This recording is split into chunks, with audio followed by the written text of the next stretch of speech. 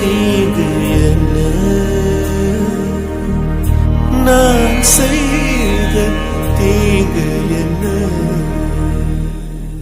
உனது ராஜாங்கம் இதுதானே ஒதுங்க கூடாது நல்லவனே தொண்டுகள் செய்ய நீ இருந்தால் தொல்லை நேராது தூயவனே கைகளில் பொன்னள்ளி நீ கொடுத்தாய் என்று கண்களில் கண்ணீர் ஏன் கொடுத்தாய் காவியங்கள் உன்னை பாட